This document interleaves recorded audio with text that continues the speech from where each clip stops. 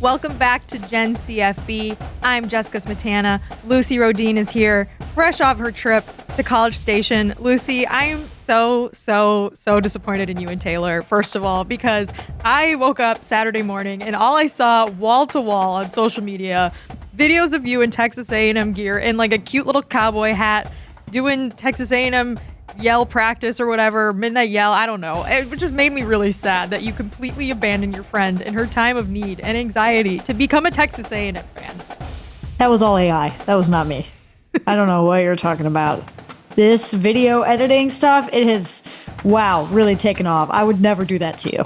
Ever. You super did. I'm tempted to just show up. AI. I'm tempted to just show up at El Assico in a Cyclones jersey this weekend. Just to with you back. I'd be happy you're there.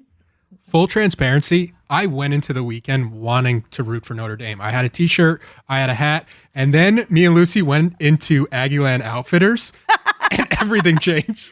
That was actually the best store I've ever been in, like my entire life, period. Set the scene for us then, because you guys walked into College Station and your hearts were open. Lucy, I know you like to buy stuff, so I figured you were going to buy some Texas A&M stuff, but you were impressed, overwhelmed, intrigued? What was your reaction to Kyle Field and to Texas A&M in general on a game day weekend? Kyle Field is awesome. It is far and away one of my favorite places we've ever been. It reminds me of Penn State Stadium, just in the way like the stadium is set up. But fan-wise, it's really hard to compare it to anything else because it's so unique just in the sense of tradition and the way they cheer and just like all the weird little quirks that are also very culty that like go into an A&M game day. It was a super awesome experience, but I probably wouldn't go back for a minute just to like decompress because I was like, this is culty as hell. I can definitely see why people buy into it 100%. Really interesting. Taylor, you mentioned to me there was a moment where you knew Texas A&M was going to be in trouble in this game. Can you share that on air? Notre Dame's about to come out of the tunnel, and I see Marcus Freeman. He's playing up to the crowd. He's kind of like antagonizing them, giving them a little pump up. He's looking at his players. And from that moment on, I was like, I'm very worried about Texas A&M right now because I had Texas A&M money line. And then the second moment was when Connor Wegman was just throwing up over himself. And I was like, this is not the quarterback I want to be backing right now. Yeah, that was bad. I'm curious what it was like boots on the ground watching the game. If you ever felt like you had any sort of feeling it was going to go a specific way, Lucy, because the crowd was definitely a factor in it, especially in the first half. And going into halftime, the score was only 6-6. It was not a high-scoring game. It was two defenses sort of battling it out for a while. Until pretty much the fourth quarter when Notre Dame had a couple good drives and put the game away and then iced it with the field goal at the end. But just from your perspective, like what was it like to be there? And did you think that Texas A&M really felt like they were in this thing? I felt like A&M was in it just straight up like vibes wise, where like when you're in a stadium like that, an atmosphere like that, you're like, there's no way they can lose. Like Texas A&M is going to win this game. I think Taylor put it perfectly. I felt like I was watching an Iowa game with those offenses where I was like, I just don't know if this is going to get done. Like Wegman was so terrible. And then Ted Cruz showed up and I was like, oh, this is just all bad vibes for an A&M now. And you went viral. And how many different news outlets asked you for a comment on your Ted Cruz Only video? One. And I was like, hell yeah, I'll give you a comment. And they were like, we don't want it anymore. Wow, journalism is your so time dead. has passed. What was your comment going to be? I think I was my plan was to like play it off as like, my bit was that I knew Texas A&M would lose because he was there. Also the bit of that he smelled bad. So I was like, there's so much like opportunity to be funny. And I responded like, they emailed me at like 3 a.m. So I was like, well, obviously I'm not going to respond to you at that point. And then they were like, yep, your moment's over. Hope you enjoyed the 15 minutes. Did he really smell bad? I would assume so. I didn't want to get close enough. Okay, so Texas A&M loses at home to Notre Dame. We won't spend too much time on it, but obviously you guys were there. It was one of the games of the weekend. Notre Dame, my alma mater, they came through with a huge win, despite one of the worst calls that I've ever seen in a college football game. In the first drive after halftime, Riley Leonard, QB keeper, crosses the first down line, and they mark him like a half yard back, and then they review it, and they're like, nope, wasn't a first down. I'm wondering if you guys have a specific thing that you scream at your television when there's a bad call or like something goes the wrong way for your team. Because I realized this weekend I have one, and I do it a lot when I'm watching games like this. And it's like a very specific phrase that I scream at my TV. Mine is I look at the TV and I go, F off. I just scream that at my TV. And I did it in the second half of that game because I was so mad at that spot. Moving on. Notre Dame won. I say gig 'em. That's what it is. The answer is gig 'em. Lucy says gig 'em. Notre Dame won. Maybe a tough road ahead for Texas A&M if they're not able to figure out some of their offensive struggles. On the flip side of that, Notre Dame's got a very good defense, and Texas A&M also has a very good defense. And I think their defense is probably good enough to win some games. So what is your we're going to do some hot takeage here moving on in a little bit. But like, Lucy, is the season over for Texas A&M with Mike Elko, or are we just getting started? No, I mean, like, I think that's kind of been the weird thing we're forgetting in this game is, yes, Texas A&M lost. Yes, Connor Wegman was really bad. This was Mike Elko's head coaching debut at A&M. So, like, he's taking in a new system, one that Jimbo just kind of, like, ran into the ground. So for them to compete with Notre Dame the way they did is really impressive. The quarterback position, I don't know, the backup, maybe he's better, who knows? But like the thing with A&M is like this season was always going to be an adjustment, but you have so much money as a university that when portal time comes around, you can find somebody better. Yeah, well, they are giving a lot of that money to Jimbo Fisher, but go ahead, Taylor. And with that Notre Dame Texas A&M game, I think I drastically overestimated Notre Dame's offensive line going into this game, or underestimated them, because it was like 6 combined starts. And then they just came out and dominated, where every time Riley Leonard ran with the ball outside of that 4th down where he got called short, which clearly didn't, it felt like it was a guaranteed like 6 yards every time. Yeah, it actually was shocking because it felt like the run game was stifled so much in that game. But Notre Dame carried the ball, I think it was 5.8 yards per carry and rushed for almost 200 yards in that game with their 2 really good backs. Riley Leonard obviously opens another sort of door for the Notre Dame offense with his rushing attack on his legs. And I think you're right, Taylor. I think that to Notre Dame's credit, Mike Denbrock had a really good game plan. And I think that he schemed around a sort of inexperienced offensive line really well and helped them out with sort of some protections from tight ends and running backs and such. So anyways, I was very happy on Saturday night. I went to bed a very happy little boy, just curled up in my little bed smiling. Ooh, yay. Notre Dame won one of these games that we typically don't win, especially on the road against an SEC school. We don't play a lot of SEC schools, especially to start the season. So I think it had been like 20 years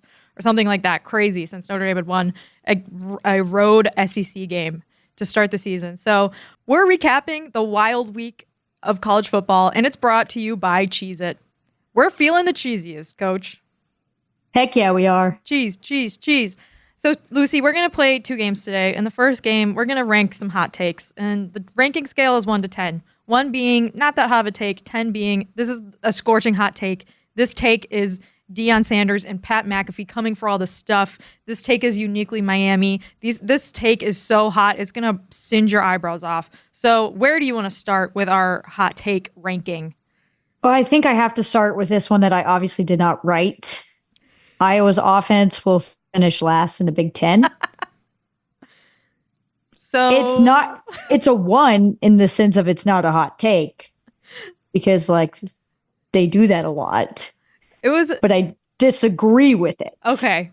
So not a hot take, but not a take you agree with. That's interesting. I wonder if we could rank. No, never mind. We're going to overcomplicate this game now. So Iowa was like a tale of 2 halves with the offense, right? It's looked like same old Iowa in the first half, but then all of a sudden second half, hey, guess what? We got 40 points. What the hell? That hasn't happened in like 2 years. So not a hot take, but why do you disagree with this take? I think there are worse offenses in the Big Ten. I think Minnesota's up there. I think Purdue is up there. I don't think that Iowa is going to be the worst offense in the conference. I definitely think they'll be bottom half. But I think that I'm hoping that the days of just purely dreadful, worst in the country offenses is over, and that we've just transitioned to bottom half of the Big Ten, which is a huge upgrade, huge improvement. This game against Illinois State was the first time that Iowa had 3 passing touchdowns in a game in like 4 years. Okay, Taylor, what's your stat? Freshman Reese Vanderzee became the first Iowa receiver to record 2 touchdowns since 2022, not in a game, but for an entire season. What? It's really good. We're back. That's a great stat. Okay, so that's, not the hottest take. Cold take. Cold take. So we'll move on to maybe something a little hotter. College kickers, they're too good now. Lucy, I watched college kickers rip off 52-yard, 59-yard, 55-yard field goals all weekend. Am I crazy, or is this just like a thing now where we can't rely on them to just miss these little chip shots and like we're going for it now and kicking field goals from these insane distances? It just what happened to the sport that I love? You are 100% right. Like, where's the chaos? My thing is I haven't felt whole since Alabama got a good kicker. Like, that was the most reliable thing in sports. Death, taxes, bad Alabama kickers. And now we're not at that spot anymore. And you're right. Everyone is making these insane 50-plus yard kicks. We have to find a way to, like, spice it up a little bit. I've always thought that you should get points for dinging it. So maybe we add that in the equation so people are going for like a little doink. Off the crossbar. Yeah. Yeah. And then you add extra sort of like spice to it because, wow, now you're down 2. And if you doink it, you get an extra one. So then you're going to get some really wild kicks if people are trying to doink it. Doesn't sound like that was a hot take either. So what are we saying? No, it's like not a hot take. I think it's a right take. I feel like we're going extremes here. What, 2? 3? All right. Well, we need a hotter take than that then. Give me something that is a legitimately hot take. Shoot, I don't know what. Oh, USC might have a defense. Maybe that's the one that we want to go to. Okay, go ahead. I can't they looked great. They looked great against LSU. I just can't say that fully with like my chest, my heart, my soul, and believe it after week 1. I think that's what I struggled with most this week is like looking myself in the mirror and being like, don't overreact to week 1. Don't overreact to week 1. Don't overreact to week 1. So like all of these hot takes, like the only take that I feel pretty confident in is Florida State's pretty bad. But everything else, like one game, I'm just trying to like keep myself grounded where it's like, all right, that's just a very small sample and we'll learn more week 2. So I don't feel super comfortable being like USC has a phenomenal defense. They definitely have an improved defense, but that's also not that hard to do. So like a 5 on the take scale. I think that the most impressive thing about USC's defense was that they made tackles. They just didn't make tackles last year. Like they could not complete a tackle. Except when they tackled each other. True. They were so good at that. Yeah, but Lincoln Riley may have a good defensive coordinator over there. And if they're able to combine that with yet another fun offense, watch out, Big Ten. You may be looking at the University of Southern California as your Big Ten champion. I know it feels. I saw the Big Ten patch on their jerseys too. I'm like, what is that? That's so weird. Okay, well, do we have any hotter takes than that, Lucy, or should we move on to the next stage of our show, which is all bias aside? I don't think it's a hot take, but I do want to talk about it. Okay. I felt myself just like having to kind of reevaluate my life watching Penn State, West Virginia, because I have said time and time again that like Penn State has always just missed this like component of having like explosive fun, just like a little extra seasoning on the offense. And we finally saw that against West Virginia, where there were big plays and Drew Aller looked great. So like, I have been affirmed Penn State's going to make it to the playoff and get blown out immediately.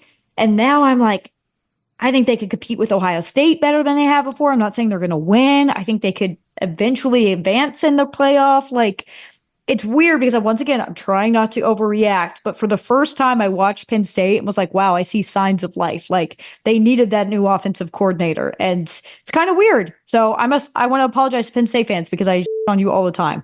And I'm buying in. Okay. Well, Penn State's explosive play rate against West Virginia, 99th percentile. That's about as high of a percentile as you can get. You're right. It looked like they maybe figured some things out with their new OC who came over from Kansas. We need to talk about his quote about the offense being like a blizzard. Well, maybe we'll get to that next week. Maybe we'll make Taylor edit a useless sound montage because he loves doing that so much for the NFL coaches. Okay. Oh, okay. He said he's in. All right. Well, let's play all bias aside then. This is the real breadwinner for our episode. This is Taylor's game that he came up with. Taylor, is there any? Do we have to explain the game, or should we just get right into it? You just have to say all bias aside. and then your statement, and then just remember, just put your bias to the side of Okay. Okay, I'll start then. All bias aside, I don't think it's going to work out well for Brian Kelly at LSU. No. What was that? Slam on the table. I mean, not only did they get outcoached, but also his press conference afterwards was it's weird too, because as a Notre Dame fan, he sort of changed after the Come to Jesus 2016 4-8 campaign at ND, and like, I don't know what he did, but he was much more composed afterwards and like not purple faced on the sideline screaming at people quite as much. And then like it felt like after that LSU USC game Sunday night, it was like we are all the way back to like vintage 2011 Brian Kelly. And we're sitting here again. We're sitting here again talking about the same things. About not finishing when you have an opponent in a position to put them away. But what we're doing on the sideline is feeling like the game's over. And I'm so angry about it that I got to do something about it. I'm not doing a good enough job as a coach. And I got to coach him better, because it's unacceptable for us not to have found a way to win this football game. It's ridiculous. Do you think it's because he had a purple shirt on, and so it just brought the tones out more? That is a fair question. I don't think that that's what it is. I think that he just was really, really angry, and that press conference was very uncomfortable to watch because of the way that he slammed his fists on the table. It was like he sort of like was like practicing it all, right? I don't know. It was weird. But all bias aside, just Brian Kelly, things don't look good for him at LSU. No, they don't. And like, it always cracks me up because he'll go and just on his players in the press conference. And we're like, what? That doesn't sound like him saying his quarterback is bad. Just like blatantly. He said USC's quarterback outplayed LSU's quarterback. I liked Nussmeier too. He played well. Nussmeier was good. And that's the thing that's so frustrating, I think, if you're an LSU fan. It's like you've got another quarterback that waited his turn, stuck around, played really well in this game. The offense looked pretty good most of the time. And then once again, the defense is just like struggling to contain, and they're getting blown up in the fourth quarter. So big win for USC, but all bias aside, Brian Kelly's situation looks not great right now. All bias aside, Dylan Raiola at Nebraska. Wow, he looks really, really good. This is going to be a good year for Nebraska. Bowl eligible Nebraska. He was 19 for 27, 238 yards against UTEP, which I know is just like against UTEP, but considering like the pain of the Martinez brothers and everyone to follow, they're not brothers, but they're all Martinezes, to follow at Nebraska, it's very obvious that Matt Rule was the right hire, and Nebraska, I feel confident in saying, is a good football team. Hang on a second. Are you playing the game right? Taylor, give her an example of all bias aside the right way. I think I am. I hate Nebraska. Yeah, but it's all bias aside. Omar Hampton is the best running back in the country from North Carolina. To be able to do what he did against Minnesota, knowing Carolina's quarterback situation, Minnesota was selling out to stop him, and Omar Hampton still carried North Carolina to win. So all bias aside, I'm putting my bias aside, you see? Yeah, but so Omar Hampton, put your bias aside. And so, okay, I'll give you another one. All bias aside, who wouldn't want to play for Marcus Freeman? I mean, he had Notre Dame so pumped up before that Texas A&M Now you're playing the game. He was dressed impeccably. He was stone cold locked in, aggressive play calling, going for it on fourth down. That hasn't always been his strong suit at Notre Dame, knowing when to go in and win a game on offense. And he just was just super like composed and confident in his team. And just, if I'm a recruit, I'm watching that. All bias aside, I don't know where else I would play. I feel like I get the game now, but I also feel like I don't want to subject the listeners of the show to more Iowa offense talk. I don't think they deserve that, and I know they don't want it. You're a better They've person. made it clear they don't want it. Okay, here, I'll give you another one then. All bias aside, Michigan might be in trouble this year. They look like they don't have their quarterback situation figured out. Lucy, big game this weekend, Michigan and Texas. What do we make of Michigan coming off their national championship win, obviously, but a lot of the coaching staff gone, maybe some offensive holes, some gaps, but still maybe a good defense? Like, what do we have in this game? Yeah, their defense is great. I don't think that's a question at all. The quarterback situation is very much an issue for Michigan. And we've been hearing rumblings of that all summer long. Is like Michigan does not have this quarterback situation figured out. Talent-wise, Texas has more talent, much better quarterback, much better backup quarterback. So I don't really see a way that Michigan wins this game. I think that Texas pretty much outmatches them in every sort of category. The only way that Michigan wins and competes is doing the Big Ten thing of just dragging you down to their level. They're going to suffocate you and make you play sloppy, nasty Big Ten football. I just think that Texas is better. Okay. So I think you're getting the gist of the game. I'll do one more just to make sure. All bias aside, Miami, they should not be eligible for the playoff because their non-conference schedule this year was so easy. They were supposed to play Notre Dame this season, which would have given them a top 10 team on their resume to start the year. And instead, they had this game against Florida, and now they're playing a few cupcakes. USF, not terrible, but still. And then they play this ACC schedule, which without Florida State, I mean, is there any real trouble for them getting through the ACC? They just should not be considered as part of the college football playoff, even if they win the ACC. I know that they're supposed to, get an automatic bye if you're a ranked conference champion in the top 12, but Miami should not count for any of that, all bias aside. Agreed. She's getting the game, Taylor. Couldn't have said it better myself. Clip that for social. Okay. Well, Lucy, what else do we want to do before we wrap up this edition of Gen CFB? It's kind of an interesting slate this weekend for a week 2. Obviously, we talked about Michigan, Texas at noon on Fox. The late games, Nebraska and Colorado, like you mentioned, Nebraska, true freshman quarterback Dylan Raiola, the highest rated quarterback recruit, I think, in program history against Deion Sanders, Colorado. We saw them play last Thursday against North Dakota State. They obviously won. But what do you expect from this? This is kind of, I think a lot of people will be watching this. It's going to be 7:30, but a Peacock game. How about that? Our friends on Peacock. I think Nebraska wins. I actually think Nebraska, pretty easily takes care of business. I think that North Dakota State, yes, Colorado won that game because North Dakota State was 5 yards short of a Hail Mary, True. They weren't necessarily, North Dakota State was in the entire time, and the play calling from North Dakota State was kind of atrocious. So, had that game been a little better coached, I think they would have won.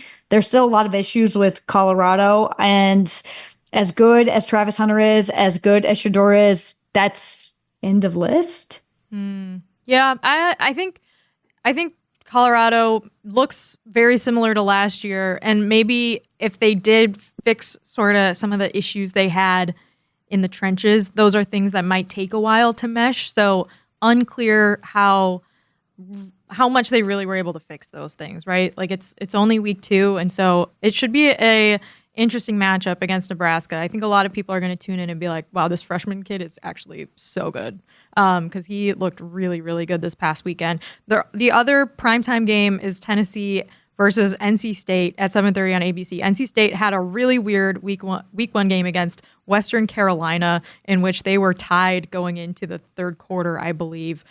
Grayson McCall is their quarterback. He transferred from Coastal Carolina. And Tennessee has another quarterback that is going to, I think, really impress people, Nico Iamaleava. He looked really, really good against Chattanooga. Obviously, it's Chattanooga. They're not a P4 team. But, Lucy, who do you have in this Tennessee-North Carolina State game? Oh, I have Tennessee in this one. I think their offense is too good, but I think this is a better test. NC State always has a really good defense. They always have a super strong linebacker unit. So I'm excited to see Tennessee face someone who's a little more up to the challenge, but their offense is really unbelievably good, as Josh Heupel always has. So I think Tennessee wins. I think they compete really well in the SEC, because I guess there's not an SEC East anymore. Sad. The last game we'll mention really quick, Boise State at number 3, Oregon. Oregon was weird this past weird. Oregon, Michigan, UCLA, they all got the second screen treatment, for me at least, because I was watching Texas A&M and Notre Dame, but they all really struggled in week 1. So Boise State's running back, Ashton Janty, ran for 267 yards and 6 touchdowns in week 1 against Georgia Southern. Now going up against Oregon. Boise State is one of those teams that, if they do really well and win their conference, could be a playoff team. Do we think Oregon pulls off a win here? Yeah. That's confident. Yeah, pretty confident. That's a 1 on the hot take scale from Lucy. She's like, not a hot take at all. I got this thing. All bias aside. The score was not, Idaho, Oregon, the score was not indicative of, what happened in the game. Yeah, Dylan Gabriel had, 5 billion yards of offense. Okay, all bias aside, Lucy, Taylor, great episode of Gen CFB. Not my best. Going in. Why would you say that? Yes, it was. Because I wore Texas A&M stuff.